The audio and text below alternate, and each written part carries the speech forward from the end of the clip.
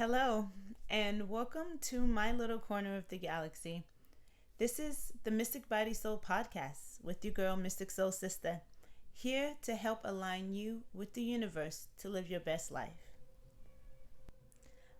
Our episode today is titled The Psychic, the Witch, the Empath, which I'm going to explain a little bit how I claim these titles and how they have manifested into my life, and also how you can tell and see the signs on whether or not these may be energies that are around you or someone that you know. A lot of times when it comes to these mysterious, mystical energies, they have already been in our lives since we were children or very young. And sometimes, at some point throughout time, we started losing those abilities because the world told us that they were fake and that they weren't real, that they weren't valid. So we tuck them away and we hide them in our little mental psyche boxes until, for some of us at later points in our lives, they will open up and create a whole new world for us again, full of spirits and make-believe and magic. For those of us who are lucky enough to find that calling, you may have found this podcast in hopes to really expand your consciousness and expand your knowledge when it comes to using these mystical tools, these divination practices, and other psychic and mental tips and tricks that can just help us throughout our daily lives. I have found so much balance in my life with the mundane things that didn't even pertain to my psyche or anything magical, that have helped me be able to be in better control, specifically with things like my anxiety, my depression. Learning tips with visualization and breath work for magical purposes have translated over into other areas in my life where I'm able to use those same skills in order to gain more control of my energy as a whole. But anywho, I feel like I'm rambling there. We're going to just dive right in. So I guess first, if you are new to the Mystic Body Soul family, welcome. I am an intuitive psychic witch. My whole life, I've been pretty intuitive. And then in my later teens and early 20s, I considered myself to become more spiritual. But it's only been within the last couple years that I really have focused on honing in my skills and really expanding my knowledge on what I know and kind of getting myself out of this comfortable place in life that I found and really started searching for the exciting life purpose that I know awaits me out there.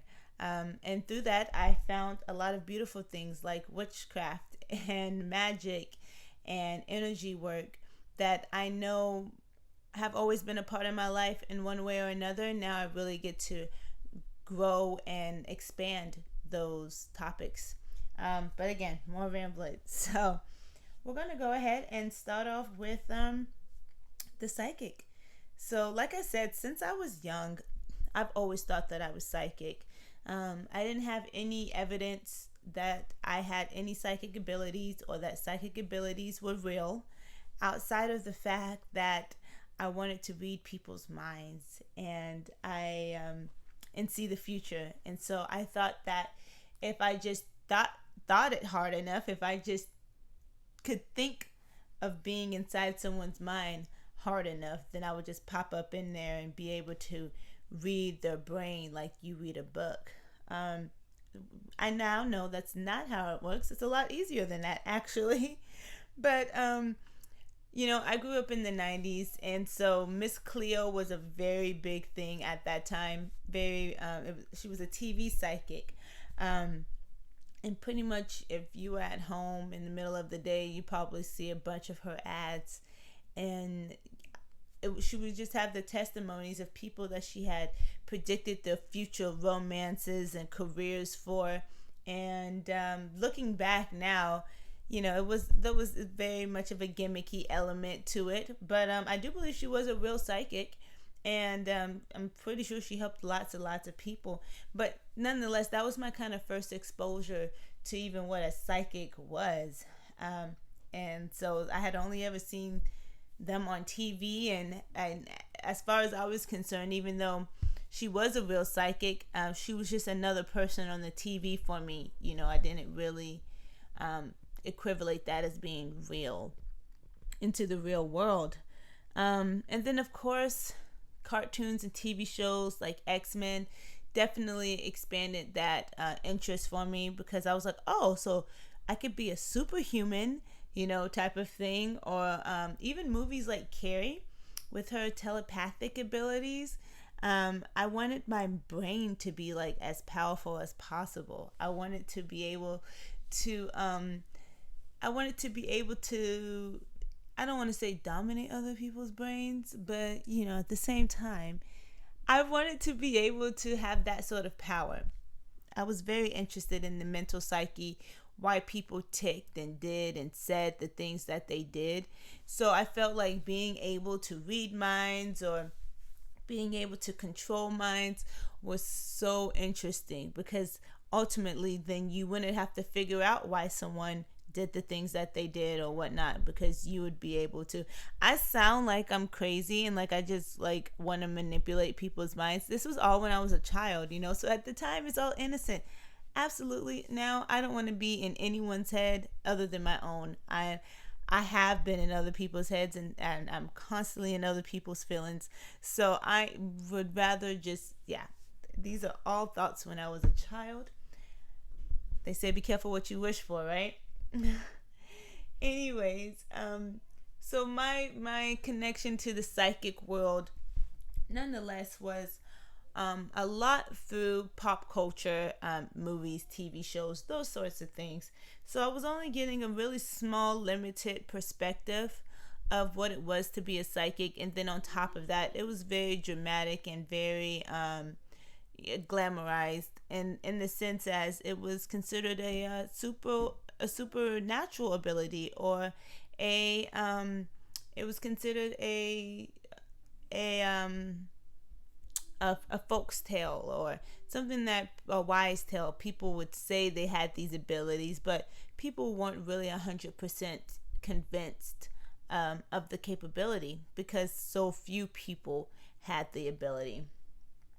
But nonetheless, that didn't stop me. So again, shows like That's So Raven definitely kept my interest peaked, and I thought that it would be very cool to hear these thoughts and, like I said, hear why people did the things that they did.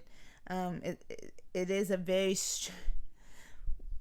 we'll talk a little bit more about what it actually is like, but it is a lot more stressful than even the situations that Raven was finding herself in, which is always funny, because I find myself now as a psychic, or intuitive psychic on top of it, hearing or getting messages and really doubting myself on them, and then trying to apply it to the situation, and then the outcome comes out all different because I didn't read the message correctly. And it reminds me of That's So Raven sometimes, and how she misread her even her visions, where she could see something so visually, she still could misinterpret the meaning of it, because as a psychic you do only get so much of a message. Sometimes you only get parts of a picture, not a whole picture. But I digress. We'll talk more about that later. So like I said, the interest had always been there as a psychic, but in the way that other little girls may pretend to be a princess or a teacher or play mommy, I was pretending to be a psychic. So for me, it didn't seem like something that I would ever come in contact with after my childhood. I knew I was playing pretend. I wanted it to be true, but I had no evidence around me in the real world that being an actual psychic was something that I could do. So, like most of us, time took away the magic, and I started finding myself grounded in more reality.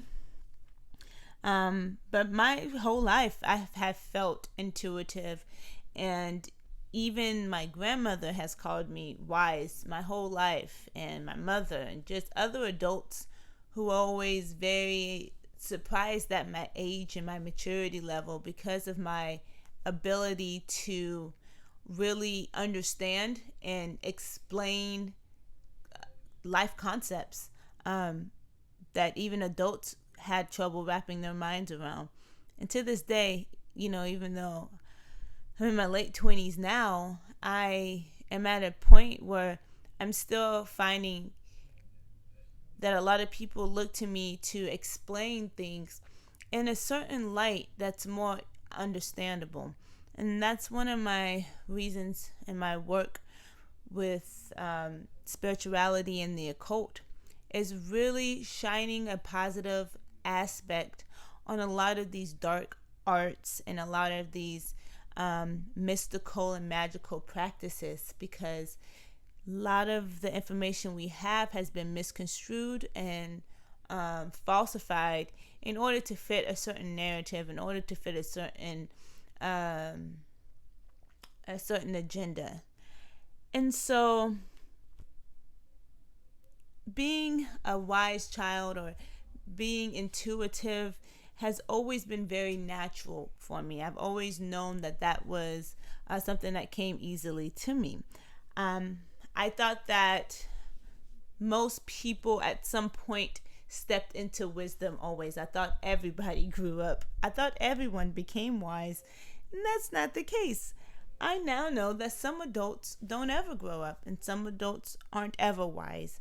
And so for me to be able to calculate that at such a young age, I now understand the importance of it. And it grounds me even more in my power now, in the sense of understanding on a different level than most minds do.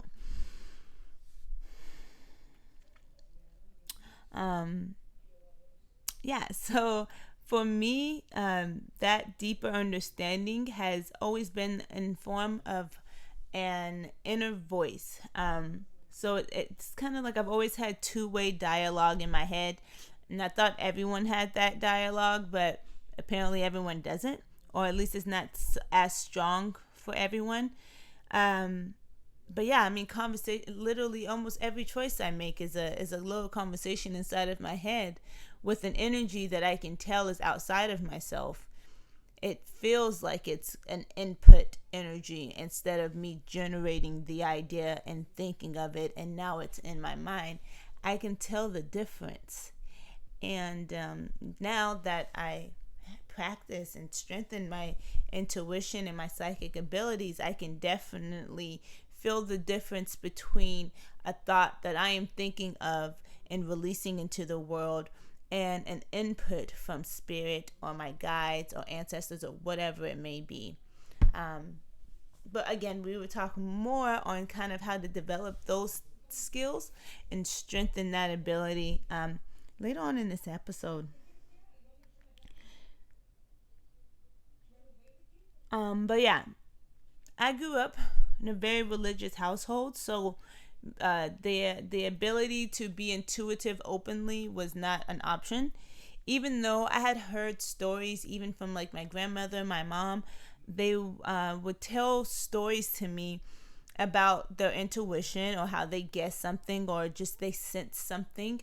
The women in my family seem to be very intuitive, even unknowingly. My mother is definitely psychic to some sort of level, and that is something that she has been embracing more recently, because she has this thing where she can wake up and she'd be like, something's off, or something's gonna happen, or she has one of her feelings is what she'll wake up and say. I have one of my feelings. I don't know if it's good. I don't know if it's bad. And usually something happens within the day or the next day. And they're usually pretty big events. I won't say like, they're not usually like earth. They're pretty big events. They're pretty big events. Sometimes it can be earth shattering, and sometimes it's a little bit more contained. but nonetheless, they're usually newsworthy for whoever it's affecting. And it's very interesting that she can do that. And if she honed in on that skill, she could probably even start to tell whether or not it was something that was going to be a more positive or more negative. But my mother can do that. My grandmother, I've always considered her to be a wise woman.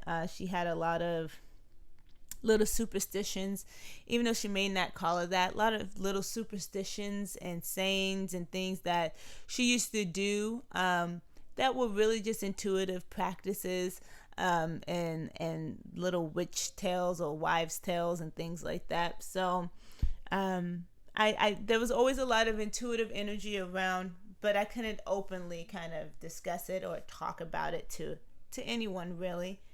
And honestly, like I said, I didn't notice that anything was different about me. I didn't know that this was something that was different. I thought it was just everyone could do it, or at least most people can do it. And, I was just one of those people.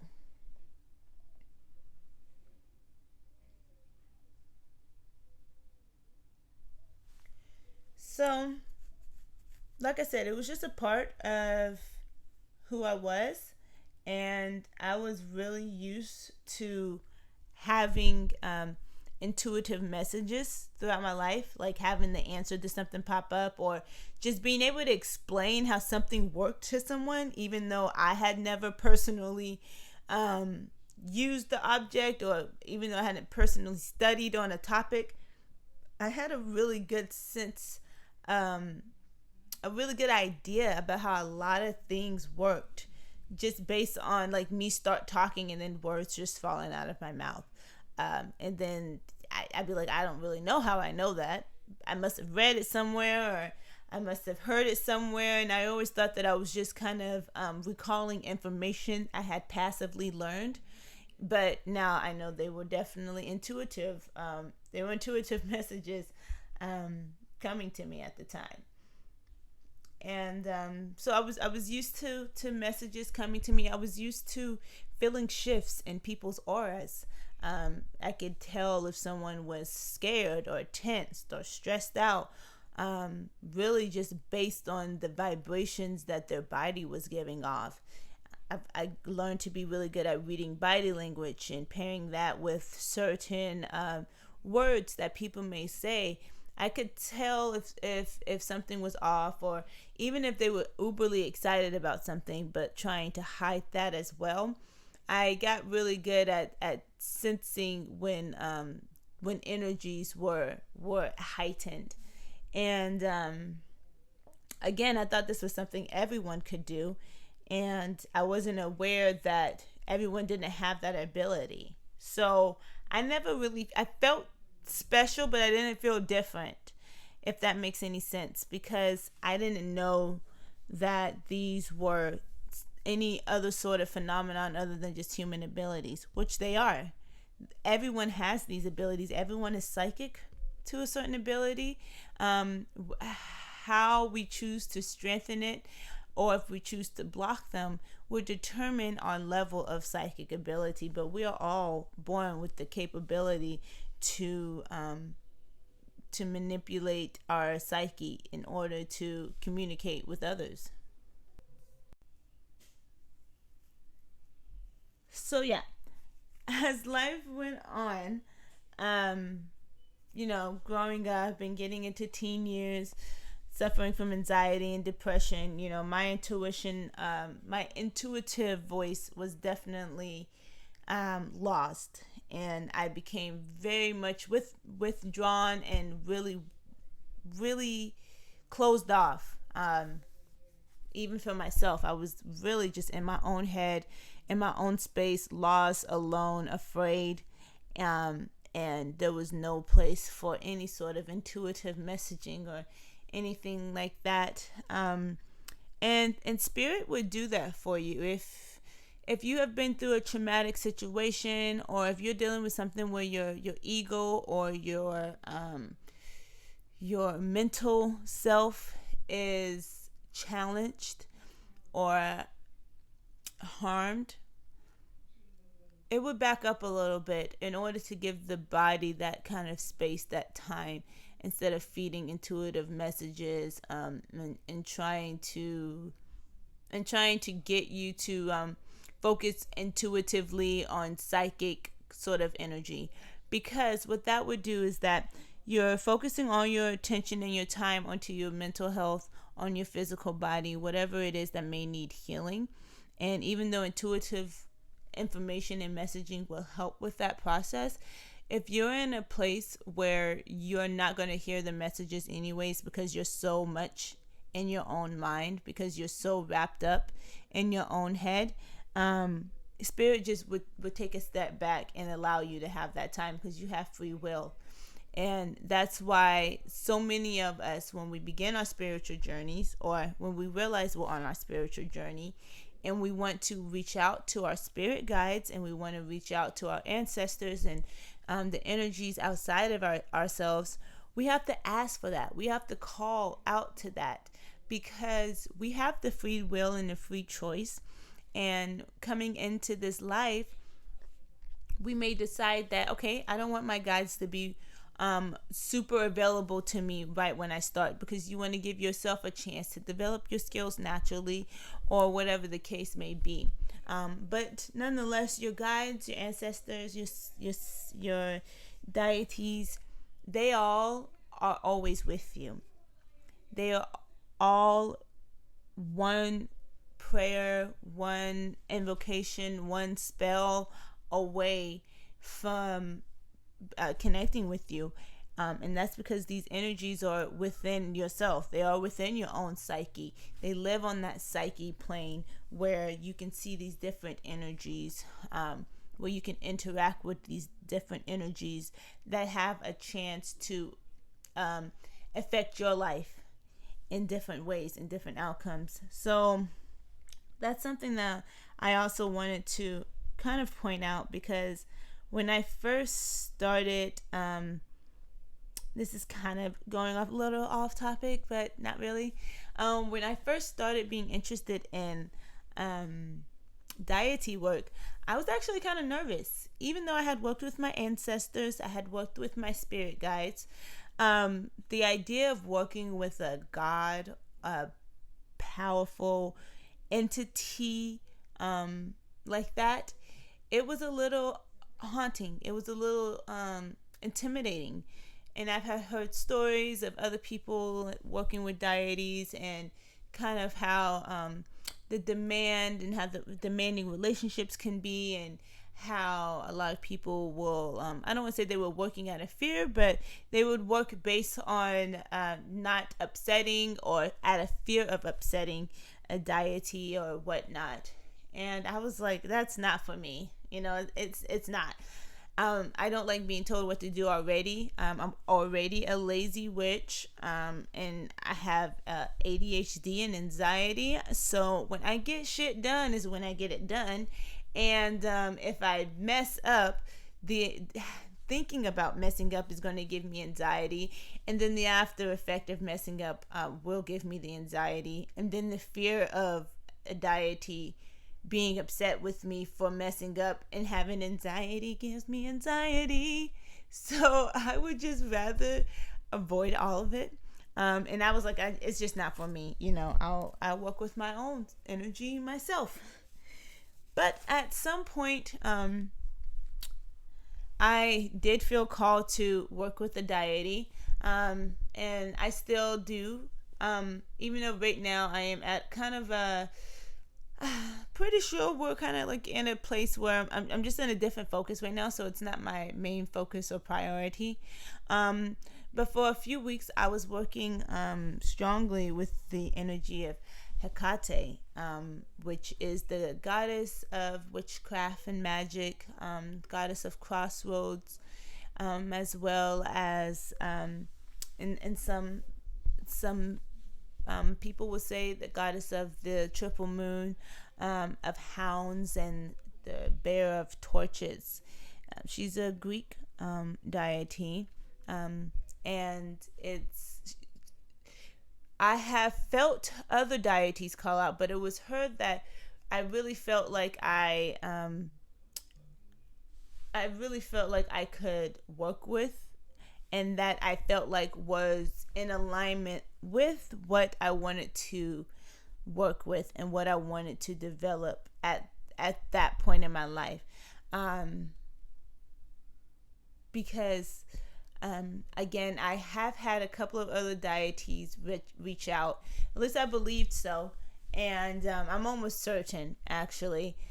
And I declined the call because I understood the responsibility that was going to go with it, and I wasn't in a place in my life where I was ready for that. So working with, anyways, let me get back to topic. Working with Hecate though, she was really able to help me get into a space where I wasn't afraid anymore to really work with the deity, because from what I had learned about her energy and how she kind of worked with you, was a very much more motherly sort of grounded guidance, as opposed to what you need to, demanding, instead of a demanding energy. But yeah, we were I just really felt like I wanted to talk about a little bit of deity work there, especially when it comes to the psyche, because I want you to understand any psychic phenomenon you have, any visualizations, anything psychological or psyche, mental plane, is coming from yourself. It's all from within. In fact, everything is mental. Everything in your reality is simply a reflection of your inner reality. And so I just wanted to make sure that I was pointing that out, and for you to have that as an idea. There's no energy outside of yourself that can affect you or harm you, because it is all generated from within. And when we start understanding that, we will be able to really captivate, really be in control of our minds, our bodies, and our souls in that aspect, and we'll be able to align them to our desired outcomes way easier.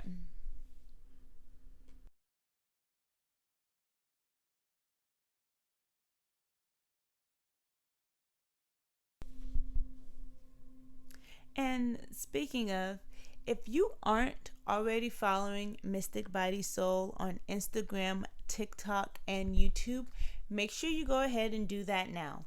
Also, check out the mysticbodysoul.com to figure out how to book your personal tarot readings with your girl, Mystic SoulSista, as well as other mystical and magical tips and blog posts. That's Mystic Body Soul on Instagram, TikTok, and YouTube.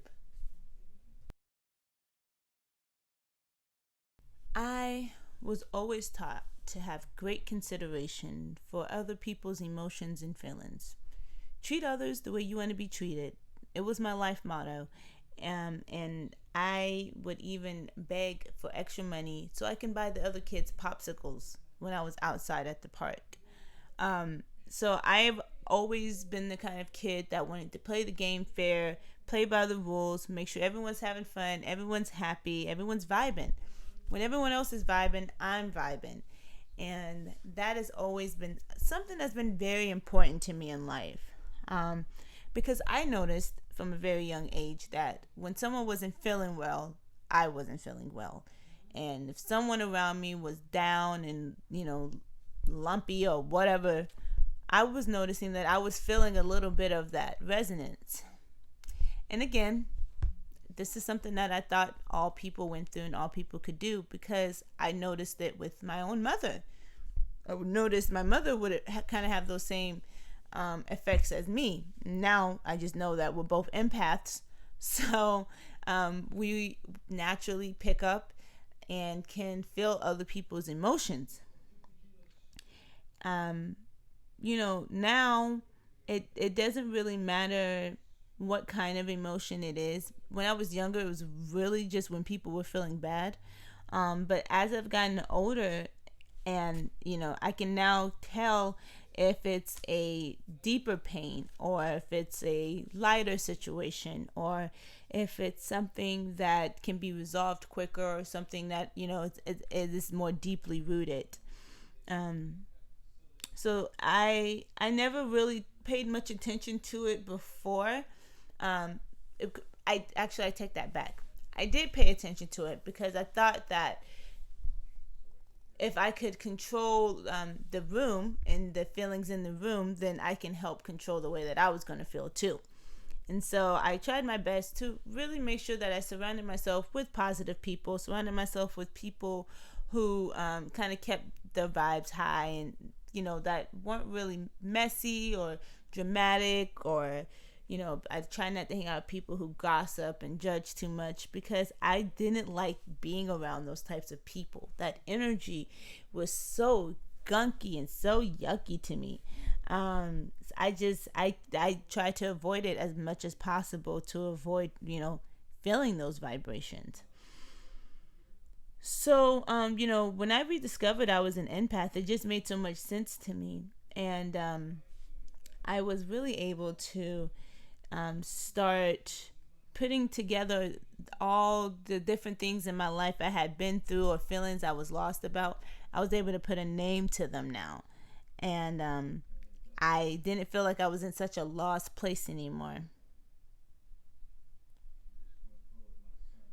So, finally being able to accept that fact, I was able to step out in front of my emotions, and it allowed me to take control of that energy instead of that energy controlling me.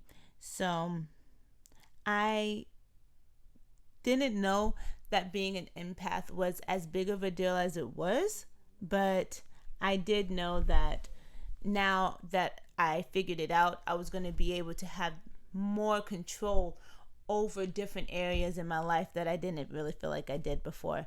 I used to get very bad anxiety going into stores like a Walmart, and it was really because of all of that different energy, all of those different people, all at once, and I'm always on a turned on mode.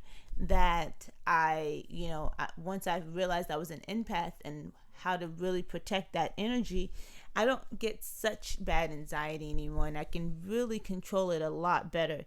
And I don't feel like it drags me along. Also, really knowing how to quiet your mind so you can feel your own emotions is important. That way, when other people's energies enter your aura, you can tell the difference between you and them.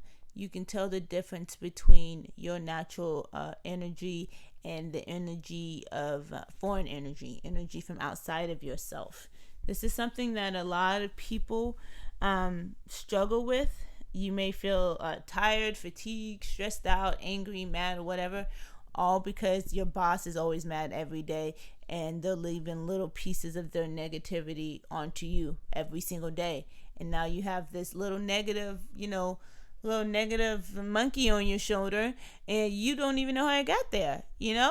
So it's very important to make sure that we are first able to know how to sense when energy outside of ourselves is entering our aura, and then also making sure that we know how to properly release energy, cleanse our energy, protect our energy, and recall our energy, because we leave little pieces of ourselves throughout our lives and throughout time with other people as well. And it's very important for us to know how to call that energy back, because sometimes we give too much of ourselves and other people don't release it, and now you don't have it, you don't know how to call it back, and now you're left with left energy and you got to get it from other places when you can just get your energy back.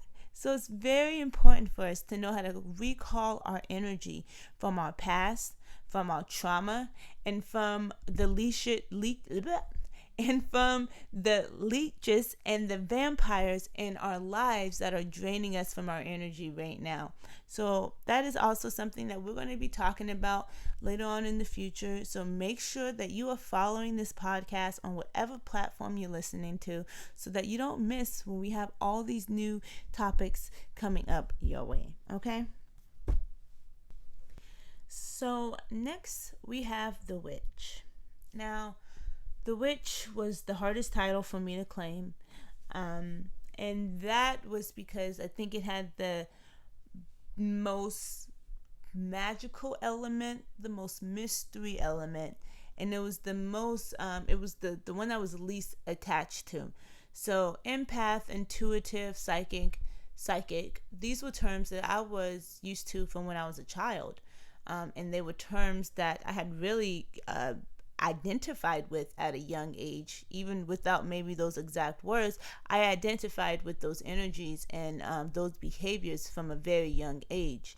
So hearing the titles didn't feel foreign or wrong to me because I had already been doing them my whole life. Now, being a witch, it did not feel as natural. I grew up living with my grandmother. I wasn't allowed to watch magical things and stuff like that. But when I was at home, I could watch pretty much whatever I wanted. And witchy stuff was usually the last type of things that I would watch. But nonetheless, I watched like Sabrina and Twitches and, a couple of movies like that. Really kind of fun witchy movies. But as far as like the witches of reality, kind of like how I thought about psychics, I didn't really think they were anything outside of TV characters. I thought they were just made just for the telling of stories, like unicorns or whatnot. So I didn't think that they were real. And so when I started my spiritual journey, when I realized I was on my spiritual journey, it was very interesting to see people calling themselves witches and things like that. And I thought maybe it was like a term for something spiritual. I didn't know they meant like actual witches. But nonetheless, when I started reading tarot cards, I discovered witchcraft. And I remember seeing so many signs from the universe. All the arrows are pointing to the fact that, this was my next step. This was the next element of my life. And I was really fighting it because the idea of being a witch, I was already a psychic. I was already an empath. I was like, a witch? I don't know. Maybe that's just drawing the line, because my whole life I had been taught that witchcraft was evil and it was the works of the devil, and that it was bad. And so as I was already learning about spirituality and even some occult knowledge at this time, I it didn't feel wrong to me to want to do it. I felt like I was telling myself it was wrong, but it didn't feel like it was a bad idea. And so I kind of ran with it a little bit and I played with the idea. And ultimately, I came to the conclusion that, I don't know how I can't do this. How I can't.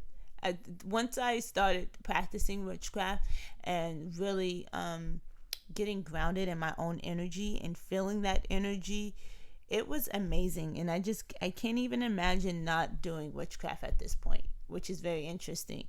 I've always been very interested in foods and how foods should be used as medicines and how they can help you, face products, things like that. I make my own face wash, my own lotions. I love apple cider vinegar, little things like that.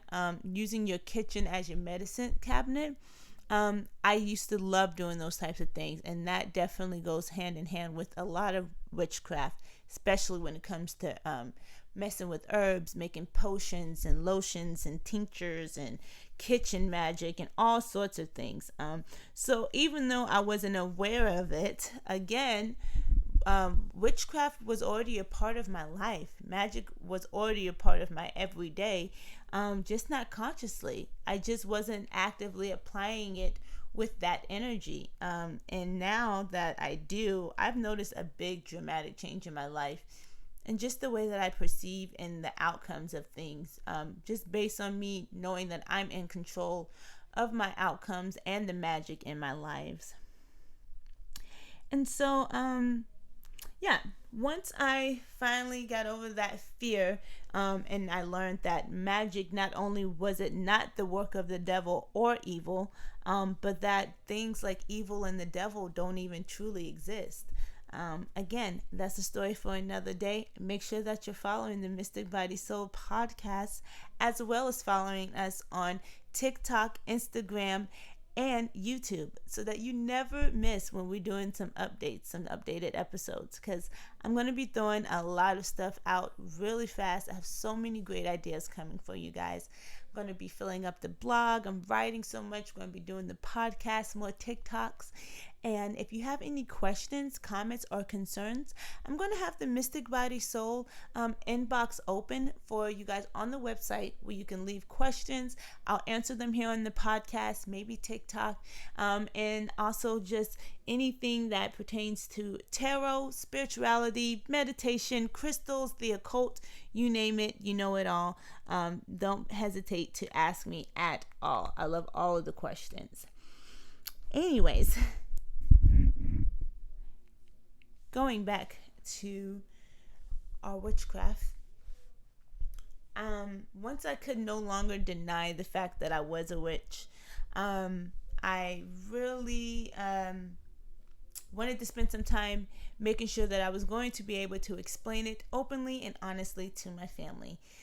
Just because of the way that my husband is, even though now he is way more open, him and my mother, they both pretty much support and are open with a lot of my spirituality, to the limit that they can understand.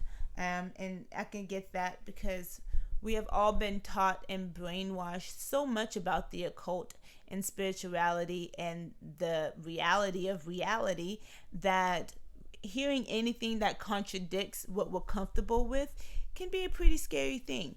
And I totally get that. I've always been a very open-minded person. I can look from different perspectives and really kind of gather my answers from that. But I wanted to make sure that I was going to be able to really explain what I was going to be doing as a witch and what that really meant, as opposed to having them look at, TV shows and movies and having that be their facts. So my husband was the first to come around. He really helped me kind of embrace the term of being a witch, because I would kind of whisper it, and I would be talking about something, and I would get kind of nervous about really like opening up to him about it. And he's like, hey, you're a witch. This is what you're doing. Be the best witch that you can be, And I was like, yeah, you're fucking right. I'm gonna be the baddest witch. And so after that, I really started growing into my power, really standing on my own. And I felt comfortable enough to go and talk to my mother about it. If I wasn't living with my mom at the time, I probably wouldn't even had worried about it. I was a grown woman with my own husband, my own child, but we were all staying in a house together, and I didn't want anyone to like mess with my rainwater or my other witchy things if I had stuff laying around the house. So I wanted to make sure that they were aware of it. And talking to my mom, I was a little nervous at first, but I felt myself getting very comfortable very easy when I was talking to her about it. And I'm like, yeah, Mom, I know a lot of people think that something like witchcraft, you think something bad, but it's just like a craft like knitting, right? And knitting isn't bad, right? But you could do something bad with it. And I was really just like, so yeah, it's really just about me manipulating, vibrations with this different stuff, and for my desired outcome, and then I can manifest things. And she's like, yeah, I'm totally like, it's cool, awesome. Do you have to call yourself a witch though? She was so fixed on it. She's like, but do I have to call you a witch? And at first I was not stuck on the title. I was like, it's not a big deal. No, you don't have to say witch. But now it doesn't bother me. I love it. I embrace it fully. I think it's fun, if not anything else. And yeah, it just doesn't bother me the same. Once she finally accepted it, I really came full circle with my with my magic. And I really felt honored and ready to embrace the title fully. So yeah, it wasn't too bad. It wasn't, I'm glad that I didn't have to really be in a broom closet too long like some other people do. And because of that, though, I really do want to use my platform and my resources to help broom witches. A lot of my information that I give out, a lot of the magic that I do, can be done by broom witches, just because of the fact that it's a lot of low key, or a lot of hidden things that you can do personally to yourself. It doesn't require a lot of space, a lot of energy, or a lot of material. So it's very good to get away with. But yeah, that's something that I'm really passionate about when it comes to working with magic, is making sure that it is accessible to anybody who is interested in it, because it's such a beautiful craft. It's so fun, and it really helps you, not even just with magic, psyche, emotions. It helps you with just like your life. It helps you find structure and balance. I had no sort of ritual before I started doing witchcraft, or even like spirituality. I had no sort of pattern, nothing that I did every day to kind of keep myself in alignment. And I have a child, and usually people with kids, they can find some sort of pattern, but I'm so lucky. My daughter, she goes with the flow as much as I do. And she kind of has her own little natural rhythms and her own natural rituals and routines that we picked up on. But as far as myself, I had nothing before that I was regularly doing to take care of myself, to recharge myself, to replenish myself. But since practicing witchcraft, I've really have been able to find time for myself and making sure I'm taking that time to really sit in my greatness, honestly, to really sit and be in my awareness of myself, instead of always placing my awareness outside of myself and always into something else. And that's what's so beautiful about being a witch. That's what's so beautiful about being an empath and being a psychic, is that although those skills are usually for outside purposes, to manipulate your outside reality, you can only really become great at them if you start mastering your inside reality. If you start really looking at your own thoughts, emotions, and magic to bring it to life into the real world. So psychic, witch, empath, these I will consider my main spiritual abilities, in the sense that these are like the skills that I hone in on the most. And so now we'll kind of go over a little bit how you can really sense and develop those abilities yourself. So first, we have psychic. To be psychic means to use your psychic senses instead of your physical senses. And like I said before, everyone is naturally psychic. Some people may be more sensitive to psychic energy, or some people may strengthen their psychic abilities more than others. And some people can block theirs. You can block certain psychic abilities, or you can block the ability to be psychic altogether. And I'll give some examples of that a little bit later as well. But as far as psychic energy, it's really just the energy of the mind that interacts with your psyche or your mental level. We cannot see it with our physical eyes or interact with it with our hands, but we can see it with our psychic senses or our third eye, as well as feel it through vibrational means, so physically through your body or even hearing them. So if our physical sensations is our sight, our hearing, our touch, our taste, our smell, we also have those same abilities on our subtle body, our energetic bodies. We call those abilities Clairvoyant, Clairaudient, Clairsentient, Cognizant, and Clairaudience, Clairgustance.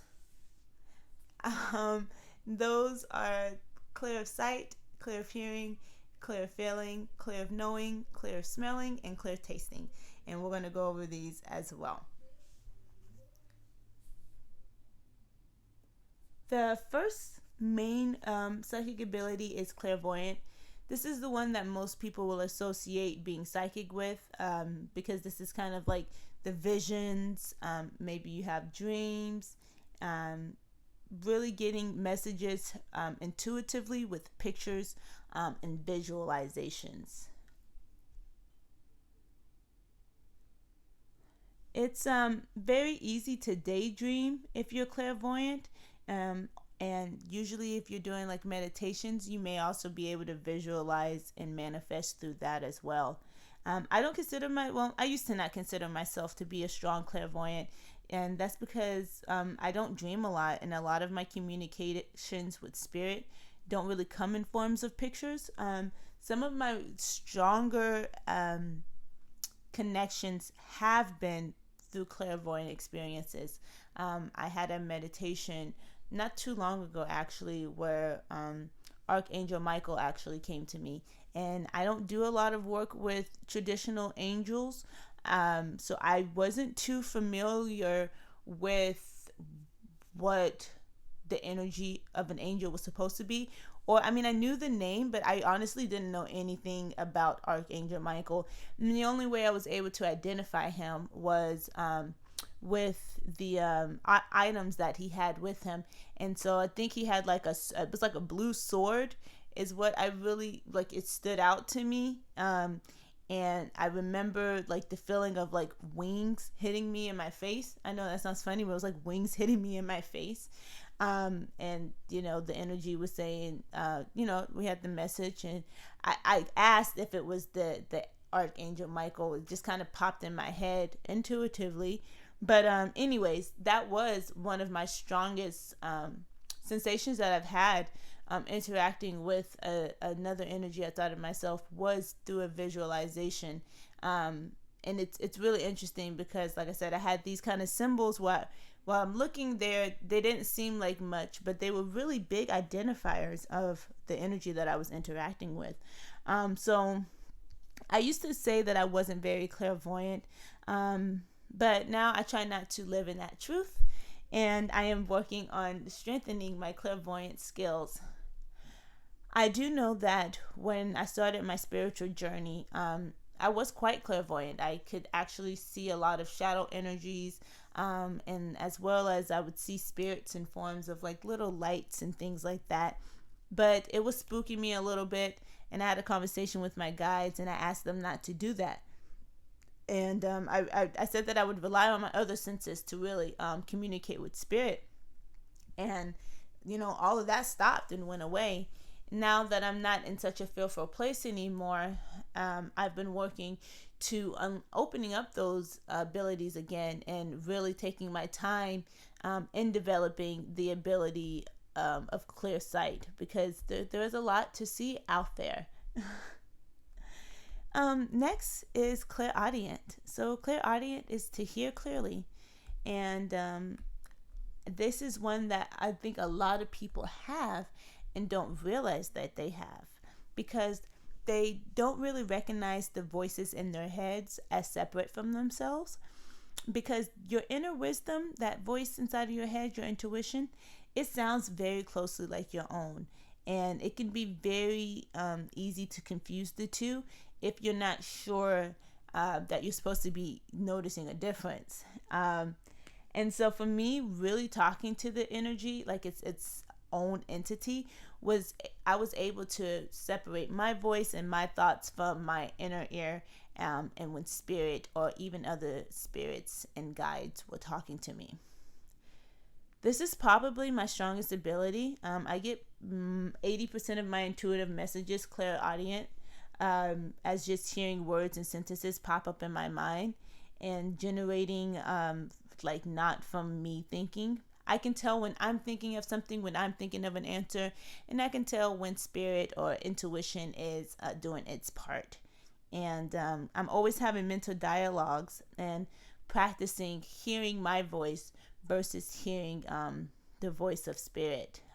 Even down to the point where when I'm talking, I try to focus on one side of my head, and when I believe I'm hearing intuition, I try to focus on another part. That's just something that I do to try to be like, okay, well, this is spirit, this is me. It helps for the most part. But nonetheless, you want to really start practicing hearing both of the voices, or at least trusting yourself that they're both not your voice. And then it's a lot easier to hear those messages and trust those messages, because you'll know the difference between you making up something and you receiving an intuitive message. But yeah, so Clairaudient is usually paired with the other senses as well. So you may see something as well as hear something. If you're having some sort of vision or a download, it pairs well with all the other abilities as well. So, yeah. The next one up is Clairsentient. Clairsentient is to feel clearly. This is, as sentient beings, we are already have the ability to create and generate and respond to emotion and feelings. That's what makes us sentient beings. We have the ability to feel with our bodies. And as a clairsentient, it just means being able to clearly feel those vibrations within your own body. This can be emotion, this can be pain, this can be illness, this can be disease. The list can go on. It can be energetic aches and pains or headaches or whatnot. But if you find yourself getting drained around certain people, or you're always hurting and a lot of pain with no real reason, or if you get like physical sensations when something spiritual happens, you may be clairsentient. For me, my clairsentient abilities, they aren't the strongest. They're pretty good. They just don't activate as much as my other abilities. But I can feel the shifts in the air when spirits are around, or I'll get goosebumps if I hear certain sounds or energies. I love music, so if someone is singing a certain way, I can, like, my whole body gets like this. It's definitely a charge of Kundalini energy that it's spirit trying to burst out. I know it is. When I hear certain music and sounds and voices, it's a very beautiful feeling, but it doesn't activate often for me. But nonetheless, I am always honing in on it when I do get the sensation, because it is a very beautiful energy. And then next up, we do have Cognizant. So this probably is true for you if you randomly know facts, or if you have explanations to solutions and problems without knowing where the answer came from. You may be claircognizant or clear of knowing. This is the ability to know clearly. And in my opinion, it's one of the purest, truest forms of intuition, because it's simply just knowing without reason. It is knowing without having to go through the logical mind, and really just tapping in and trusting intuition on the deepest level. It's such a beautiful ability. You either do it or you don't. It's being able to figure out things without instructions or little to no instructions. Just really in the flow. This is my whole life. I've been called like a Miss Know-It-All or a Smarty Pants, because I just always knew a little bit about a lot of different facts. And I can remember just certain words could trigger all this information of things that I didn't even remember learning. Like I was saying, it's kind of like, I could be like in the flow and I would just think, oh, well, I must have read that somewhere before, or I must have seen that somewhere before, and now I'm just recalling the information. But really, I was recalling the information or generating the information from my intuition. So yeah, it's so beautiful, and it's super cool to be able to do.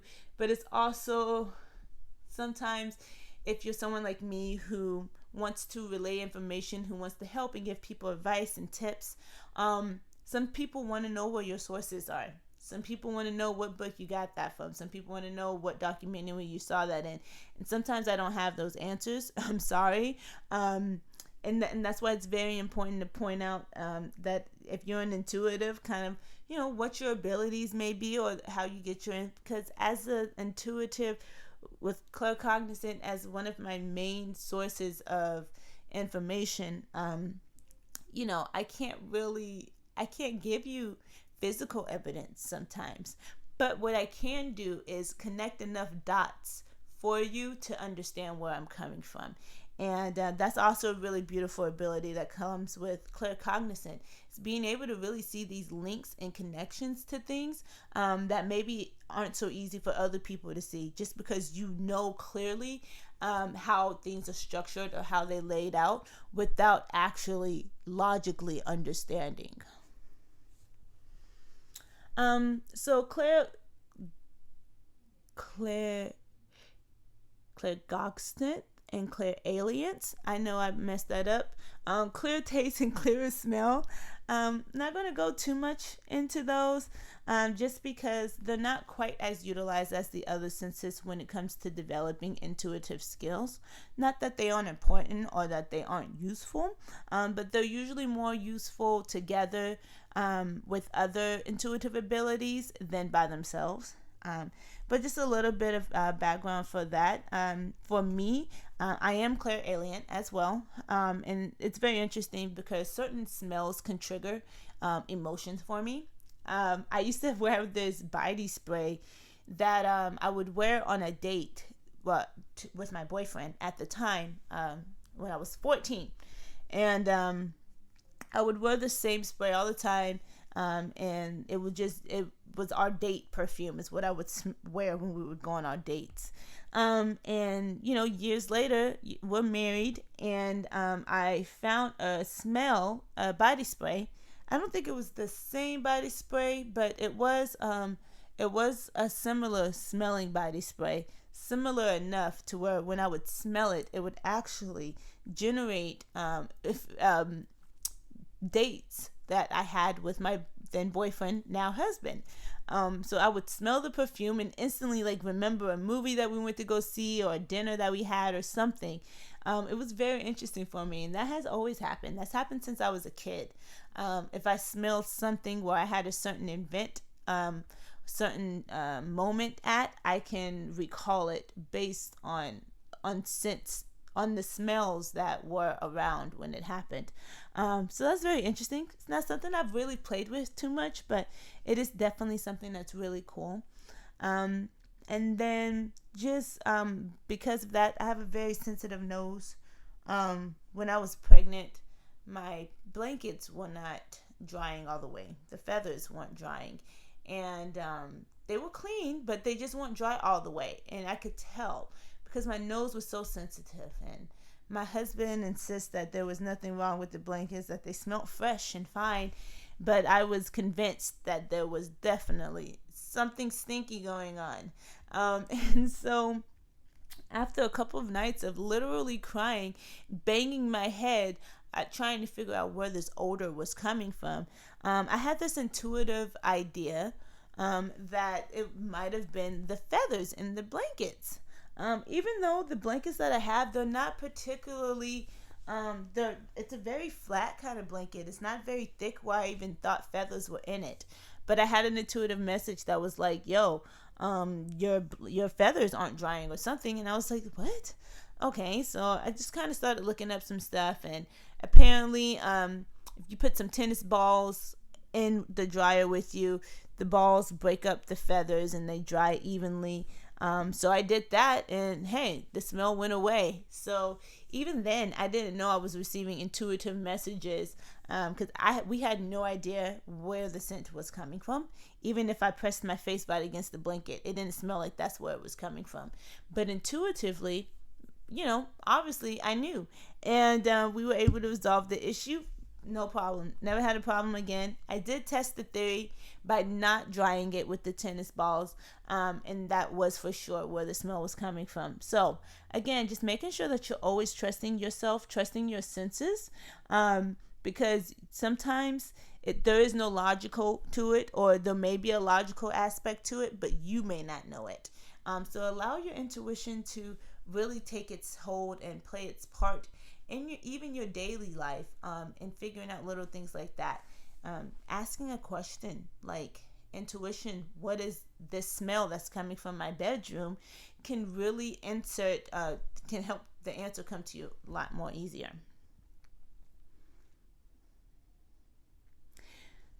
So these are psychic senses. There are many psychic senses and abilities that one person can have. Someone can be a psychic medium, where they see and interact with the energy on the other side and afterlife. Someone can be a seer that sees visions and prophecies. Someone can be a mind reader, where you can sense what people are thinking, their emotions, and maybe even what they're going to say or their predicted behaviors. By natural law, we all have the ability to be psychic. And it is a mental muscle that anyone can use, and that can be used and abused or strengthened. And the same way that an athlete will protect and strengthen their muscles and their body, psychic minds need protection and strengthening and, developing as well. So it's very important to really figure out what your psychic abilities may be, so then you can properly train, strengthen, and protect yourself with those abilities. Empaths. An empath is one who experiences the emotions of others. Most people are empaths but aren't aware of it. And turning off your empathic abilities isn't quite as easy as simply turning off your psychic abilities. Because unlike your psychic abilities, we use our emotions every day. And there's really, sometimes you can get away without tapping into the energetic psyche. But you can't really get away with not tapping into your emotions. Something throughout the day is going to trigger an emotion or a feeling or a sensation. And because nowadays we aren't properly taught how to handle or manage our emotions, a lot of people are just out here one giant big ball of emotions rolling around, trying to grab and gravitate to as many other people's emotions as possible. So being an empath is one of my favorite ways to be intuitive, but it is also one of the most draining. And that's because opening yourself up energetically to other people's emotions, it's tiresome. And without proper training and protection, it can be very damaging. My mom had a very hard time at telling people who wanted to complain about their lives to her, family, friends, whatever. People just wanted to pour their entire hearts out to her. And I mean, like, not just venting, but these were deep things. These were people who were having issues at home, and who have had family members, pass over, or just issues with drug abuse, alcohol abuse. People would pour their heart out to my mom. And I mean, like, my mom is not, like, by any means any sort of psychologist, even interested in sort of like helping people with their problems, but she's a great listener. She's always been a great listener. She will listen intensively to you complain, and to your problems, and to your worries, and she would find some way to give you some sort of light, some sort of love, some sort of reassurance about your life, even in that moment. So she has always been very attractive to people who are broken, to people who are lost, and to energetic vampires, because of this ability. And at some point she realized that it was too much for her, that she was losing a lot of herself and being drained after having these conversations with people about their lives, because they were so negative, not even on purpose, just very low vibrational, and she didn't really know how to handle that herself. So I knew, for me, even from a young age, I've always prepared and practiced being in a very neutral zone when I meet people or interact with a big group of people. because this allows me to really read the room, and then I can control how much or how little of my emotions or of my energetic field I'm going to open up to this space. And it may be my Taurus rising, but I'm very good at making sure that I am in my own bubble, in my own box, without letting other people tap on the window and interfering with anything. I've never been very good with peer pressure. I've never really felt influenced by others. I'm not swayed easily. I can be very stubborn, especially if it's for something that I believe strongly in. And so, being an empath and having that ability, I think I came on top really well, because I've never really felt swallowed or lost in my empathic abilities outside of being in large crowds, like I was saying, at like places like Walmart or the fair, grocery stores, and that's just because I'm so focused on doing something else. At the time, I didn't realize I needed to protect my energy too.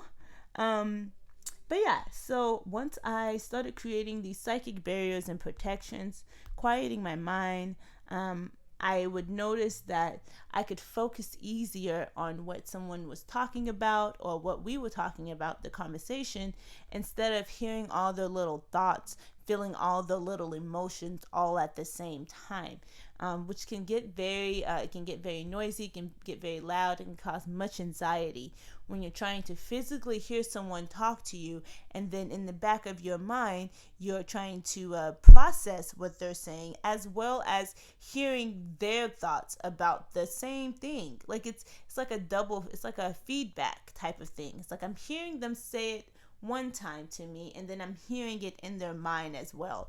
I didn't realize that was happening until I started realizing I was an empath. And now I'm able to really kind of hone in on just what they're saying, since I can close them out energetically. So, if you are an empath, making sure that you know how to charge and cleanse and protect your energy is very important. It is very, very important.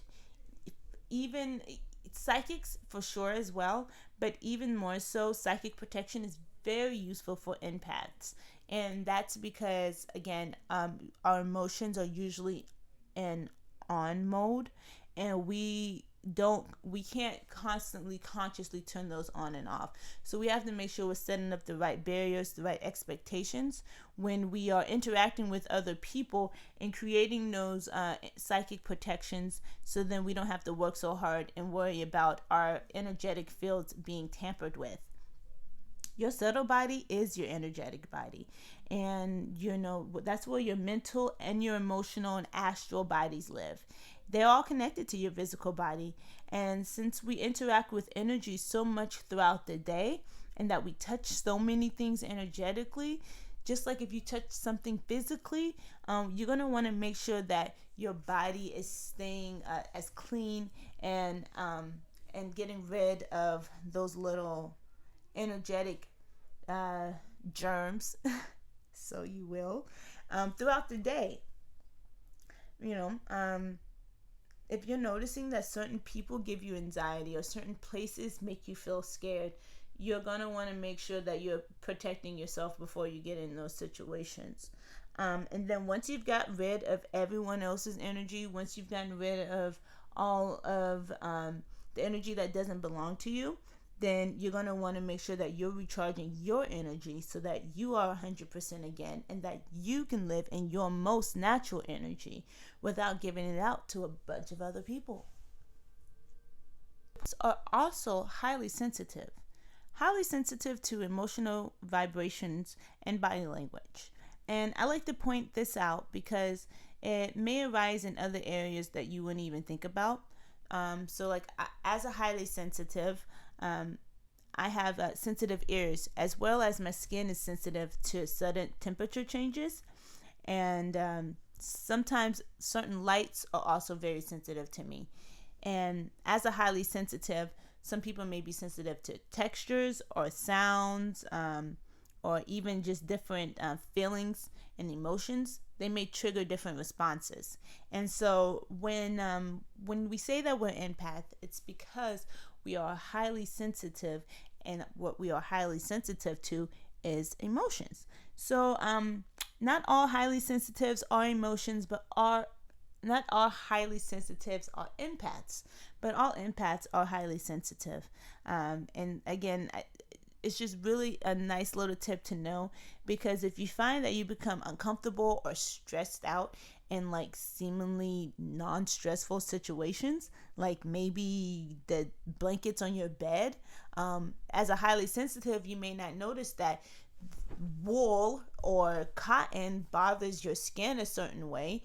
But if you know that you're highly sensitive, and you know your skin is sensitive to maybe certain textures and certain materials, then you'll be able to use that as a reference point. When I say highly sensitive, this isn't as in like the skin reactions. So this doesn't necessarily mean that you're breaking out like rashes and that your skin is just sensitive. It can be sensitive skin, but it is more on a vibrational sense. So more about kind of the way that the vibrations make you feel. Certain lights might give you a headache or make you sick, etc., etc. If you haven't already, make sure you head over to mysticbodysoul.com to book your Mystic Body Soul Tarot reading with Mystic SoulSista. Tarot readings start at as low as $3, and then you can ask any range of questions about your relationships, your life, your spiritual abilities, or even just what's currently going on in your everyday life. You can get Mystic Soul alignments as well as ask any questions about your higher self and the universe. So make sure you go over to mysticbodysoul.com or visit our Etsy shop, Mystic Body Soul Etsy shop, to book your readings today. Witchcraft has been around for forever. And I mean, the creator of the world had to be some sort of witch, right? To be able to turn a vast, empty waste into a thriving, growing community of land. I won't take the time to go back in history of the witches, because I do think history is important, but the history is so big. And then also at the point where I think we are in time, we may have surpassed the lessons that a lot of that history can teach us. Not that it's not important, and that there's not lessons to still be learned. I just feel like witchcraft now, especially modern witchcraft, has developed into its own sort of subculture that much knowledge from the past may not be necessary to get a good understanding of modern witchcraft. That's not to say that it is outdated or that, you know, you can't practice tradition. I'm just not going to go too much in details today about it, because it's just not needed for what we're going to be talking about. And so, you know, witchcraft now comes from a really new perspective. The ideas that were options in the past, you know, such as the way that witchcraft connected to the earth and the natural element of the world. There's other ways to connect to the magic of life now that may not even be through actual nature. Me personally, I still love very much connecting to nature. As a witch, I believe that magic is a part of the natural elements of the world. Earth, water, fire, wind, spirit. Magic fits somewhere from all of those things manifesting. That is magic to me. And so I rely a lot on natural elements of the world, as well as I rely a lot on natural everyday objects that are just laying around in the house. So I guess, what is witchcraft? Real quick.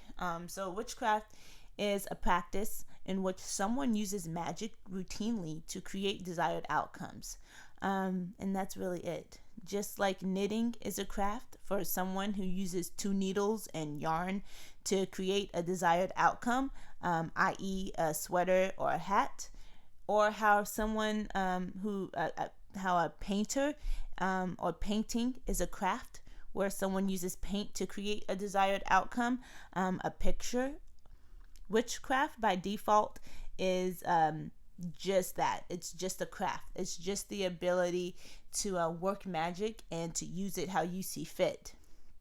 Now, by default, it is not a tool or the works of the devil or evil, because, like we said before, neither one of those things exist, for one. And then for two, it's a craft. So there is no regulations to it. It is no good, no bad. It is the person's intention and the person's will that determines the outcome, which may or may not have positive or negative outcome, or positive or negative intentions.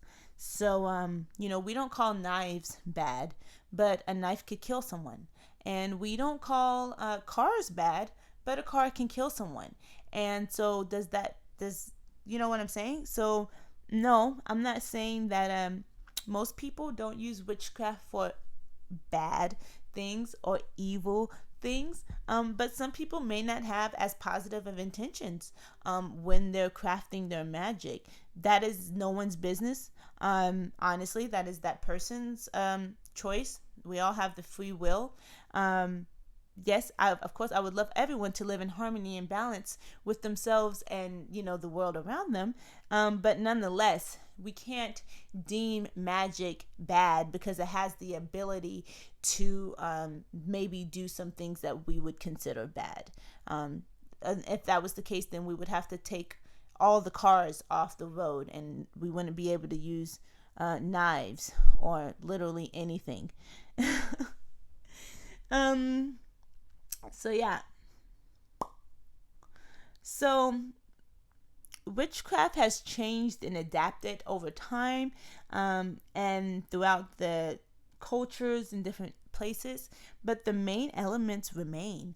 From the Japanese to Vikings to the Egyptians to indigenous Americans, the main use of magic was often to connect with higher consciousness for medicinal purposes, with herbs and minerals, as well as connecting with the dead and the afterlife. So as you can see, none of these things are really inherently bad. The magic wasn't like a defensive tool. It could be a defensive tool, but for most of the use within the communities, it was an aid. It was a supporter. It was a tool of how to make predictions in order to get the community thriving and growing. It wasn't necessarily used as a way to defend and to protect from other entities or even other people. So usually within those communities, there were designated members, actually, wise women and wise men, witch doctors, shamans, seers, etc., etc. And throughout time, in pretty much every culture, there is some sort of reference to someone or a group of people in a community that was responsible for the health, good fortune, and the prosperity of the community. They would rely on these people for guidance, healing, and wisdom. They were usually very, very respected members of the community, as their wisdom and their knowledge was only taught among each other and shared with each other. So it wasn't usually common knowledge.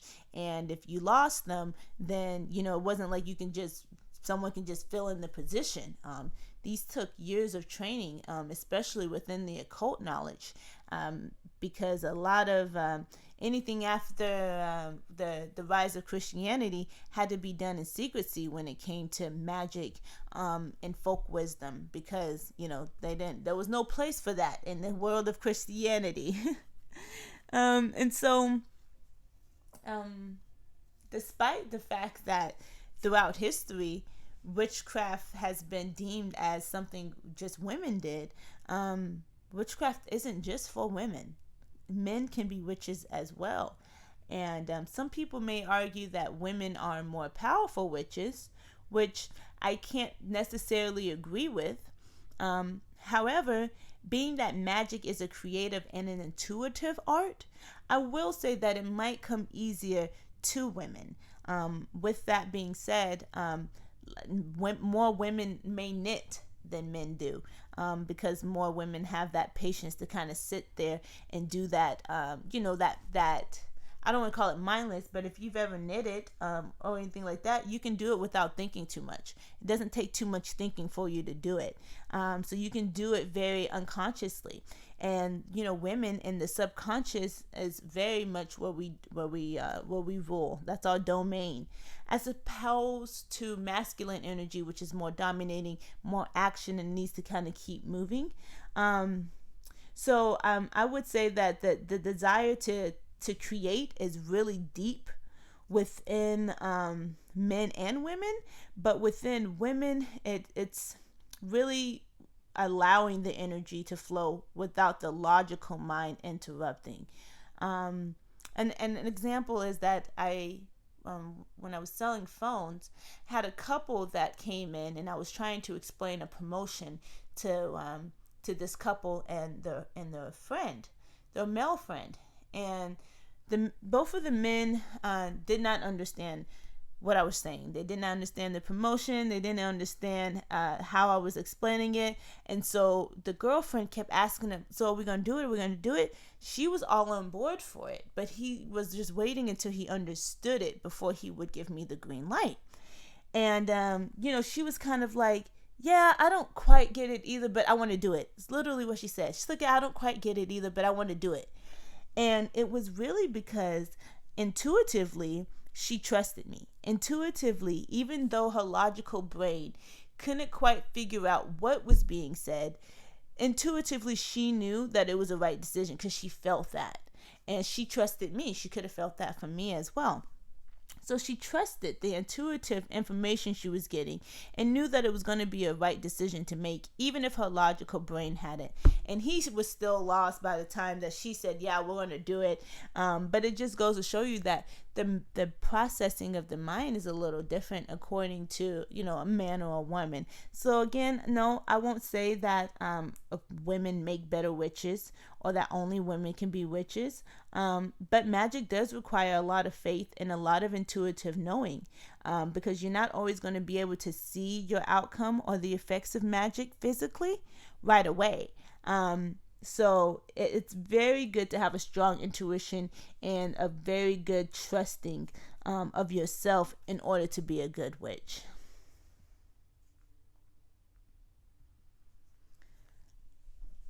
Some practices that come with being a witch may be something like spirit work. So witches may do spirit work where you are directly interacting with ancestors, guides, or other deities, or other spiritual beings on other dimensions.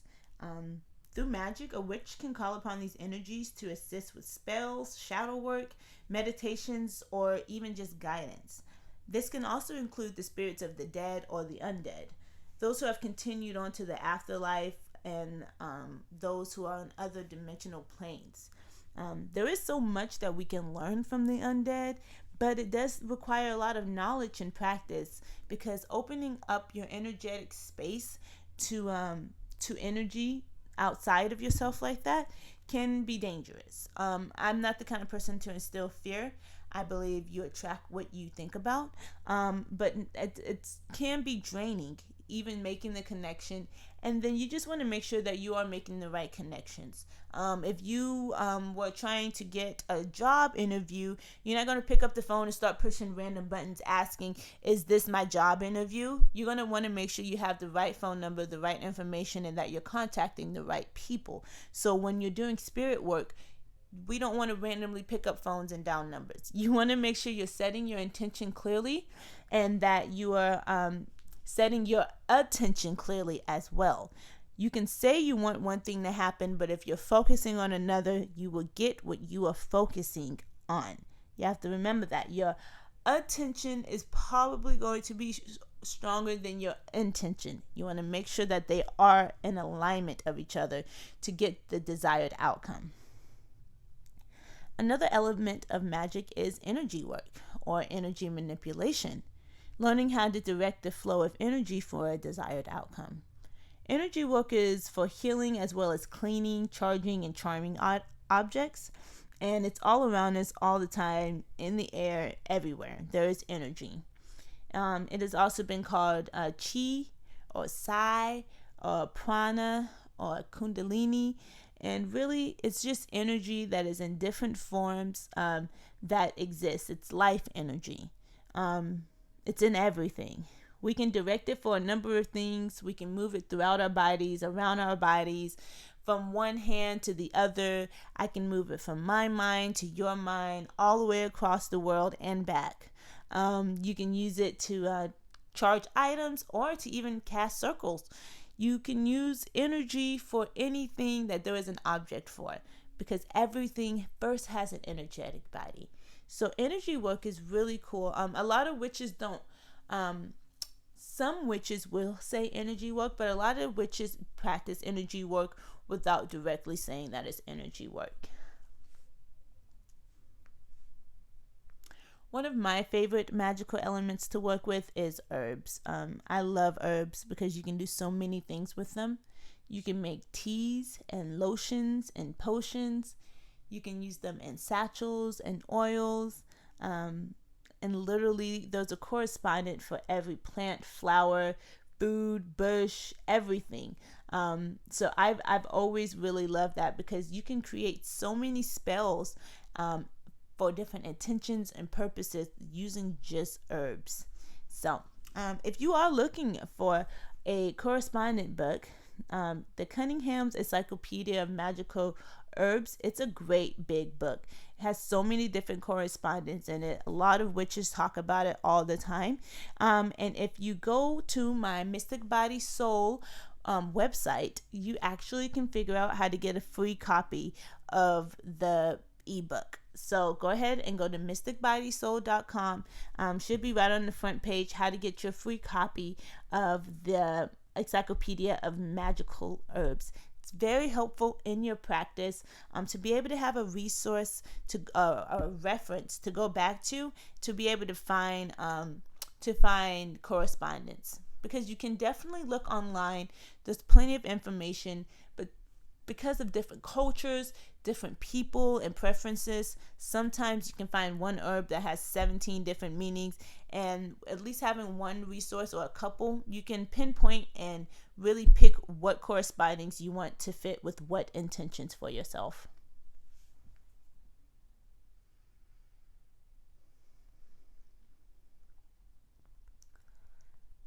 And all of these are really cool witchy tools. As someone who believes that you can be just as powerful with no tools as you can be with 20, I practice a lot on really trusting my own energy and trusting myself. And that's because, for me, being a witch is really learning how to stand in my own power and believe in that power within myself to really generate my outcomes. So I practice magic with no tools often, either with incantations, prayers, visualizations, those sorts of things. And it's some of my favorite ways to do magic, because all that's required is your attention and your intention. So I think it's really cool to even start magic that way, because you really get a sense of your own power that way.